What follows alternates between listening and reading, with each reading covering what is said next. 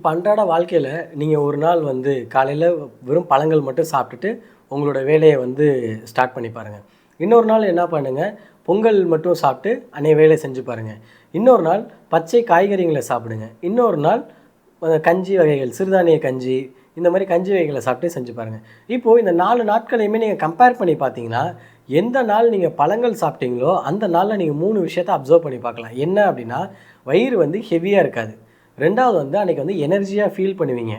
3வது நாள் எல்லா வேலையுமே உங்களால் தெளிவாகவும் சீராகவும் அந்த வேலையை செய்ய முடியும். இப்போ இந்த 3 விஷயமுமே இதில் இருக்க மிச்சம் 3 நாட்கள்லேயுமே உங்களால் பார்க்க முடியாது. ஏன் அப்படின்னா, இதில் இருக்கக்கூடிய உயிர் சக்தி. என்ன சார் உயிர் சக்தி? இது ஏன் இந்த உயிர் சக்தின்னு சொல்கிறீங்க அப்படின்னா, நான் இந்த வீடியோ இப்போ நான் பேச ஆரம்பித்த ஸ்டார்டிங்லேருந்தே பார்த்தீங்கன்னா, மரங்கள் கொடுக்கப்பட்ட ஆக்சிஜனை நம்ம சுவாசிக்கிறோம். நம்ம வெளியேற்றுற கழிவில் இருந்து சுத்திகரிக்கப்பட்டு மரங்கள் வந்து நம்மளுக்கு சீரான ஆக்சிஜனை கொடுக்குது அப்படின்ற சொல்லியிருந்தோம். இப்போது இந்த இடத்துல என்ன நடக்குது அப்படின்னா, மரங்கள் வந்து மரங்கள் இல்லை அப்படின்னா நம்மளால் வாழ முடியாது. சூரியன் இல்லை அப்படின்னா நம்மளால் வாழ முடியாது. ஏன்னா ஆக்சிஜன் இல்லை அப்படின்னா நம்ம கண்டிப்பாக வாழவே முடியாதுன்றது எல்லாத்துக்குமே தெரிஞ்ச ஒரு விஷயம். ஏன் அப்படின்னா, ஒரு மனுஷன் சாப்பிடாம 21 நாள் இருக்க முடியும்.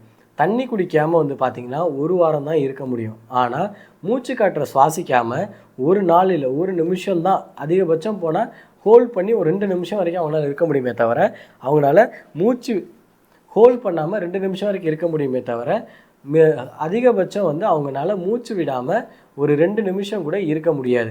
அதே நேரத்தில் அந்த மூச்சு காற்றில் ஆக்சிஜன் இல்லை அப்படின்னா 1 நாள் கூட அவங்களோட உயிரை வாழவே முடியாது. அப்போது இந்த ஆக்சிஜனை நம்மளுக்கு கொடுக்குறது எது? மரங்கள். இப்போது அந்த மரங்கள் கொடுக்குற ஆக்சிஜனை நம்ம சுவாச காற்று வழியாக, சுவாச கொலை வழியாக உள்ளே எடுக்கிறோம்.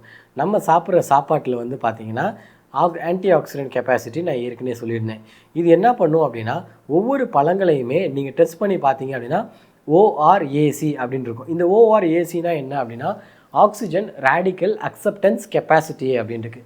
இந்த ஆக்சிஜன் ரேடிக்கல் அக்செப்டன்ஸ் கெப்பாசிட்டி அப்படின்னா என்னென்னா, ஒவ்வொரு உணவுலையுமே இருக்கக்கூடிய ஆக்சிஜனோட தன்மையை கண்டுபிடிக்கிறதா இந்த டெஸ்ட்டு. ஸோ இந்த டெஸ்ட்டில் வந்து இவங்க இந்த லேபில் என்ன சொல்கிறாங்க அப்படின்னா, ஒவ்வொரு பழங்கள்லையுமே ஒவ்வொரு காய்கறிகளையுமே நீங்கள் எடுத்து அதை டெஸ்ட் பண்ணி பார்த்தீங்கன்னா இவ்வளோ குறிப்பிட்ட அளவான ஆன்டி ஆக்சிடென்ட் தன்மை இருக்குது அப்படின்றாங்க. அதே மக்கள் அதே லேப் டெஸ்ட்டில் அதே உணவை சமைச்சு திரும்பவும் அதே டெஸ்ட் எடுத்தாங்க அப்படின்னா கிட்டத்தட்ட 95% சத்துக்கள் வந்து அதிலிருந்து டோட்டலாக எலிமினேட் ஆகிடுது, டெஸ்ட்ராய் ஆகிடுது. எலிமினேட் ஆகலை, டெஸ்ட்ராய் ஆகிடுது. எலிமினேஷனாக வெளியே போகிறது, டெஸ்ட்ராய்னா அழிஞ்சு போகிறது. அப்போது அதில் இருக்கக்கூடிய சத்துக்கள் டோட்டலாக அழிஞ்சிடுது அப்படின்றாங்க. இப்போ ஒரு ஆப்பிள் இருக்குது, இந்த ஆப்பிளை நீங்கள் எடுத்து நீங்கள் சாப்பிட்றீங்க அப்படின்னா அப்போ இருக்கக்கூடிய சத்துக்களுக்கும் அதே ஆப்பிளை கொதிக்க வச்சு பாயில் பண்ணி எடுத்திங்கன்னா அதில் இருக்கக்கூடிய சத்துக்கள் 95% அழிஞ்சு போகுது அப்படின்ற ஒரு விஷயத்த இந்த ORACலேருந்து சொல்கிறாங்க. இது ஆப்பிளுக்கு மட்டும் சொல்ல, நம்ம சாப்பிடக்கூடிய எல்லா உணவுக்கும் சொல்கிறாங்க. ஒரு சின்ன எக்ஸாம்பிள் சொல்கிறேன் பாருங்களேன். நீங்கள் வந்து ரெகுலராக ஒரு கம்பெனி ஆரம்பிக்கிறீங்க. இப்போ இந்த கம்பெனி வந்து டோட்டலாக ஃபுல்லாக டேக் ஓவர் பண்ணி பார்க்குறதுக்கு வந்து ஒரு ஆள் வேணும். அந்த ஆள் வந்து நீங்கள் வந்து இனிமேல் தான் செலக்ட் பண்ண போகிறீங்க. இப்போது நீங்கள் என்னென்னா அந்த இடத்துல வந்து டைம் ஸ்பெண்ட் பண்ண முடியாது, அப்பப்போ தான் வரணும். இப்போ நம்பிக்கைகரமான ஒரு ஆள் போடணும். இப்போ இந்த நம்பிக்கைகரமான ஒரு ஆளை நீங்கள் போடும்போது எப்படி தேர்ந்தெடுப்பீங்க? அவர் வந்து உண்மையாக இருக்கணும், உங்களுக்கு தெரிஞ்சவராக இருக்கணும், 3வது வந்து அவர் நீங்கள் சொல்கிறத கேட்கணும். இந்த 3 விஷயம் தான் நம்ம ஃபஸ்ட்டு பார்ப்போம். என்னதான் நம்ம வந்து நம்மளுக்கு தெரிஞ்சவராக இருப்பார், இல்லைனாலுமே தெரிஞ்சவராக இல்லாட்டி ஒரு பெரிய பொறுப்பு வந்து அந்த கம்பெனியை அவங்கள்ட்ட நம்மளால் ஒப்படைக்க முடியாது. இதே மாதிரி தான் நம்ம சுவாசிக்கிற காற்று உள்ளே போகும்போது அது எனர்ஜியாக கன்வெர்ட் ஆகணும் அப்படின்னா நம்ம சாப்பிட்ற உணவு வந்து அந்த ஆக்சிஜனோட கம்பைன் ஆகும். இப்போது சாப்பிட்ற சாப்பாட்டில் இருக்கக்கூடிய ஆன்டி ஆக்சிடென்ட் தன்மை, அதாவது ஆக்சிஜன் அதிகமாக இருக்கக்கூடிய உணவும் மூச்சுக்காட்டில் வரக்கூடிய ஆக்சிஜனும் நுரையீரல்லையும் இந்த இடத்துல போய் எக்ஸ்சேஞ்ச் ஆகும். இது எக்ஸ்சேஞ்ச் ஆகி செல்ஸில் வந்து ஆக்சிஜனோட தன்மை அதிகமாக போய் அந்த செல்ஸ் வந்து ப்ராப்பரான ஒரு சைஸ் அண்ட் ஷேப்புக்கு வந்து அது ஹோல் பாடியில் சர்க்குலேட் ஆகும். இப்போ இந்த ஹோல் பாடியில் சர்க்குலேட் ஆகும்போது நம்ம எனர்ஜெட்டிக்காக ஃபீல் பண்ண முடியும். ஆனால் நம்ம சமைச்ச உணவை எடுக்கும்போது இந்த ஆக்சிஜன் டிரான்ஸ்ஃபர்மேஷன் வீக் ஆகி அந்த இடத்துல டல்னஸ் கொடுக்கும். அந்த செல்னால் ஒழுங்காக சுறுசுறுப்பாக வேலை செய்ய முடியாது. அப்போ என்ன ஆகும்னா ஆட்டோமேட்டிக்காக ஒவ்வொரு உறுப்புக்கு போகும்போது எல்லா உறுப்பும் ஒரு மந்தமான நிலையில் வந்து வேலை செய்ய ஆரம்பிக்கும். அப்போது அந்த இடத்துல டோட்டலாக பார்த்திங்கன்னா நம்ம பர்பஸ் ஆஃப் லிவிங்கிறது வந்து இழந்துரும். ஏன் பர்பஸ் ஆஃப் லிவிங்? சாப்பிட்றதே வாழ்கிறதுக்கு தான். எப்படி வாழ்கிறதுக்கு? எனர்ஜியாக வாழ்கிறதுக்கு. அப்போ சரியான உணவு நம்ம எடுக்கலாட்டி எப்படி எனர்ஜியாக இருப்போம்? அப்போ ஆட்டோமேட்டிக்காக நம்ம என்ன ஆகும்? டல்லாகும். சாப்பிடுவோம் டல்லாகும், சாப்பிடுவோம் டல்லாகும். நாளடைவில் என்ன ஆகும், நம்ம ஆரம்பத்திலே சாப்பாடை மாற்ற மாட்டோம். அப்போ என்ன ஆகும், இப்போ ஒரு வண்டி இருக்குது, ஒரு எக்ஸல் தான் நம்மக்கிட்ட இருக்குது. இந்த எக்ஸல் வந்து ரெகுலராக நீங்கள் மார்க்கெட் எடுத்துகிட்டு போயிட்டுருக்கீங்க. ரெகுலராக அந்த எக்ஸலுக்கு பெட்ரோல் ஊற்றுவீங்க. நீங்கள் போகிற வேகம் வந்து எக்ஸல் அதிகபட்சம் 40 கிலோமீட்ரு. ஒரு நாளைக்கு 80 கிலோமீட்டர் அந்த எக்ஸலை ஓட்டுறீங்க அவசரம்னு. திரும்பவும் ஒரு வாரத்துக்கு ஓட்டுறீங்க, ஒரு வருஷத்துக்கு ஓட்டுறீங்க. அந்த எக்ஸல் என்ன இன்ஜின் சீஸ் ஆயிரும். அதே மாதிரி தான் நம்ம உடம்புலையும் இருக்க இன்ஜின், ஒவ்வொரு உறுப்புமே நம்மளோட இன்ஜின் தான். அந்த இன்ஜினை வந்து சரியாக பாதுகாக்கலை அப்படின்னா ஆட்டோமேட்டிக்காக அது பாடியில் ஒரு அக்யூட் டிசீஸை கொண்டு வரும். அக்யூட் டிசீஸ்னால் நல்லா புரிஞ்சுக்கோங்க, என்னால் நீங்கள் கொடுக்கக்கூடிய தொந்தரவை தாங்க முடியல, ஸோ என் உடம்புல இருக்க கழிவுகளை நான் வெளியேற்றணும், உள்ளுக்குள்ளே இருக்க கழிவு வெளியேற்றணும்னு சொல்லி அது என்ன பண்ணும் அப்படின்னா ஒரு காய்ச்சலாவோ, ஒரு சளியாவோ, ஒரு இருமலாவோ, ஒரு தும்மலாவோ, இல்லை டயேரியா வயிற்றால போகிறதாவோ, இல்லை வயிற்று வலியாவோ இந்த மாதிரி விஷயங்களை கொடுக்கும். நம்ம என்ன பண்ணுவோம், சளி பிடிச்சிக்கிச்சின்னு நினச்சி மாத்திரை போடுவோம். இப்போ அந்த மாத்திரை என்னாகும், உள்ளே போய் அந்த சளியை திரும்ப உள்ளே வச்சுக்கும். உடம்பு என்ன பண்ணுது, சளி அசுத்தம் அது உள்ளே இருக்குது, நான் வெளியே தள்ளுறேன், நீ வெளியே அனுப்பிச்சிருன்னு சொல்லுது. ஆனால் நம்ம என்ன பண்ணுறோம், அந்த நேரத்தில் மாத்திரை போடுறோம். இப்போ இந்த மாத்திரை போடுறது மூலயமா என்ன ஆகும், திரும்ப அந்த சளி உள்ளே தேங்கும். இதே மாதிரி தான் ஒவ்வொரு விஷயத்தையும் நம்ம உள்ளடக்கி வச்சு நம்ம ஒரு ஆரம்பத்தில் சரி செய்யக்கூடிய நம்ம உடம்பை அதிக லெவலில் ஒரு அசுத்தமான ஒரு சூழ்நிலை கொண்டு போய் ஒரு வியாதியாக உருவாக்கி நம்மளோட உடம்பை சரியான நிலையில் இல்லாமல் வீக்கான ஒரு நிலையில் கொண்டு போகிறோம். இந்த இடத்துல இன்னொரு விஷயத்த நம்ம யோசிக்கணும். இதை என்னால் ஃபாலோ பண்ண முடியல, ஏன் முடியல அப்படின்னா, இதெல்லாம் நம்ம யோசிக்கும் போது ஒரு விஷயம் தான் யோசிக்கணும். தண்ணி நம்ம உடம்புல வந்து பார்த்திங்கன்னா 70லேருந்து 76% வந்து வெறும் தண்ணி தான் இருக்குது.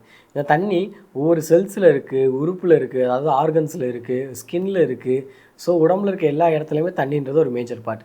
இப்போ இந்த தண்ணியை வந்து நம்ம குடிக்கிறோம், முன்னே இருந்த அளவுக்கு இந்த தண்ணியோட டேஸ்ட் இல்லை, தண்ணியில் இருக்க மினரல்ஸ் இல்லை. இப்போ இது எல்லாத்தையுமே இருக்கக்கூடிய ஒரு தண்ணியை நீங்கள் எடுக்கிறீங்க. இப்போ இந்த தண்ணியை ஏன் நான் மெயினாக சொல்கிறேன் அப்படின்னா, இது எடுக்கும்போது ஜப்பானீஸ் சயின்டிஸ்ட்டு மசாரோ இமோட்டா இவர் என்ன பண்ணுறாங்க அப்படின்னா, ஜூன் 2018 அப்போ குடிக்கிற தண்ணியை வந்து ஒரு லேபில் ஒரு ரிசர்ச் பண்ணுறாங்க. இவங்க வந்து 2 விதமான ரிசர்ச் பண்ணுறாங்க. முதல் ரிசர்ச் என்னென்னா, மொத்தம் அந்த தண்ணியை வச்சுட்டு அந்த தண்ணிக்கிட்ட வந்து 3 விஷயம் வைக்கிறாங்க. ஒன்று எமோஷ்னல், ரெண்டாவது அதுக்கு பக்கத்தில் ஒரு மியூசிக் வைக்கிறாங்க, ஏர் வைக்கிறாங்க. இதெல்லாம் பண்ணும்போது அந்த தண்ணி வந்து எதுக்கு ரெஸ்பான்ஸ் பண்ணுதுன்னா, மியூசிக்கு அது ரெஸ்பான்ஸ் பண்ணலை. ரெண்டாவது அது வந்து ஒரு ஃப்ளவருக்கு ரெஸ்பான்ஸ் பண்ணலை. ஸோ இது எதுக்குமே ரெஸ்பான்ஸ் பண்ணாதது. நம்ம மனுஷங்க அதை பார்த்து அந்த தண்ணியை வந்து உணரும், இதில் வந்து இவ்வளோ நல்லது இருக்குது, ஸோ இதை குடித்தா நம்மளுக்கு நல்லது. இந்த மாதிரி உணரும் போது என்ன ஆகுது அப்படின்னா, அந்த தண்ணி வந்து நம்மளுக்கு வந்து ஒரு ரெஸ்பான்ஸை வந்து க்ரியேட் பண்ணுது. இந்த ரெஸ்பான்ஸ் என்னவாக இருக்கும் அப்படின்னா, நம்ம என்ன நினைக்கிறோமோ அந்த ரெஸ்பான்ஸ் எய்தர் பாசிட்டிவாக இல்லாட்டி நெகட்டிவாக. தென் இவர் இதிலேருந்து அடுத்த ஸ்டெப் என்ன பண்ணுறாரு அப்படின்னா, 2 விதமான மக்களை நிற்க வச்சு இந்த அப்சர்வேஷனை பண்ணுறாரு. ஸோ ஒரு விதமான மக்கள் வந்து இந்த தண்ணியில் வந்து பாசிட்டிவாகவே நினச்சிட்டு இருக்காங்க, நல்லதே நினச்சி அந்த தண்ணியை பார்த்துட்டு இருக்காங்க. இன்னொருத்தவங்க என்ன பண்ணுறாங்கன்னா, ஒரு கெட்டதே நினச்சி அந்த தண்ணியை பார்த்துட்டே இருக்காங்க. இப்போ ரெண்டையுமே வந்து ஒரு மைக்ரோஸ்கோப்பில் வந்து அப்சர்வ் பண்ணுறாங்க. இப்போ இந்த மைக்ரோஸ்கோப்பில் அப்சர்வ் பண்ணும்போது என்ன ஆகுது அப்படின்னு பார்த்தீங்கன்னா, ஆட்டோமேட்டிக்காக பாசிட்டிவாக நினச்ச தண்ணி வந்து பாசிட்டிவான மாலிகுல்ஸாக ப்ரொடியூஸ் ஆகுது. நெகட்டிவாக நினச்ச தண்ணி என்ன பண்ணுது அப்படின்னா, நெகட்டிவான ஒரு விஷயமாக பிரதிபலிக்குது. அப்போ அவர் உணர்றாரு, அப்போது நம்ம என்னவா நினச்சி நம்ம உள்ளுக்குள்ளார வந்து அந்த தண்ணியை எடுக்கிறோமோ அந்த தண்ணி அதுவாகவே மாறுது அப்படின்னு. அதே மாதிரி தான் நம்ம எடுக்கக்கூடிய உணவுகள் சரியான உணவுகளாக இது தேர்ந்தெடுத்து அதை இது நம்ம உடம்புக்கு நல்லது தான் அப்படின்னு நினச்சி நம்ம சாப்பிடும்போது என்றைக்குமே அது நல்லதை மட்டும்தான் கொடுக்குமே தவிர அது நம்ம உடம்புக்கு எதிராக வேலை செய்யாது என்றைக்குமே. ஸோ இந்த டயத்தில் இந்த சூழலில் இயற்கை மருத்துவம் இந்த பதிவில் வந்து நான் சொல்கிறதுன்னா, இந்த இயற்கை மருத்துவத்தை ஏன் ஃபாலோ பண்ணணும், இதை ஃபாலோ பண்ணால் நம்ம உடம்புக்கு என்ன நன்மை அப்படின்றத நான் உங்களுக்கு சொல்லியிருக்கேன்.